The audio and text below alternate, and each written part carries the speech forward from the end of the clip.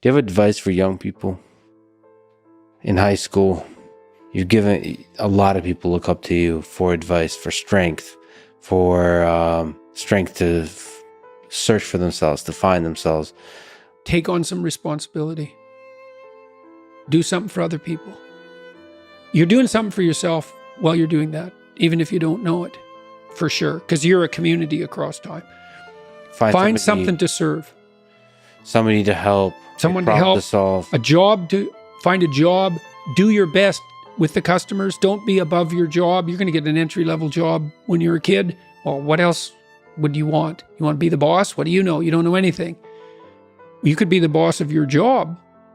You know, if you're working in a grocery store, or you're working in a convenience store, assuming you're not working for terrified tyrants, you can be nice to the customers. You can develop your social skills. You can learn how to handle a boss-employee relationship. You can be there 15 minutes early and leave 15 minutes late. Like, you can learn in an entry-level job, man. And I'll tell you, if you take an entry-level job and you learn, and it's a reasonably decent place, you will not be in an entry-level job for long. Because everyone who's competent is desperate for competent people. And if you go and show yourself as competent, there'll be a trial period. But if you go show yourself as competent, all sorts of doors you didn't even know were there will start opening like mad. So you strive for competence, for craftsmanship. Yeah. For discipline. You know, I mean, I said in one of the chapters in my books is focused on putting your house in order. It's like, well, how do you start? Make your bed. You know, it actually took me quite a long time in my life before I made my bed regularly in the morning. Most of my life was in pretty good order, but that was one thing I didn't have in order. My clothes in my closet as well, all that's in order. Not all of it. I'm cleaning out some drawers right now, but look around and see what bugs you in your room. Just look. It's like, okay, I'm in my room. Do I like this room? No, it bugs me. Okay, why? Well, the paint's peeling there, and it's dusty there, and the carpet's dirty, and that corner's kind of ugly, and the light there isn't very good, and my clothes closet's a mess, so I don't even like to open it. Okay, that's a lot of problems. That sucks. That's a lot of opportunity. Pick something and fix it. Something that bugs you. Yeah, but not too much. So the rule is, pick something that you know would pick a problem. Pick a solution to it that you know would help, that you could do, that you would do. So you have to negotiate with yourself. It's like, well, I won't clean up this room. How do you know? I've been in here for 10 years and I've never cleaned it up. It's like, well, obviously that's too big a dragon for you. Would you clean one drawer? Find out. And so imagine now you want to be happy when you open that drawer and you think, well, that's stupid. It's like, is it? Maybe it's your sock drawer, which I cleaned up in my room the other day, by the way. You're gonna open that every morning.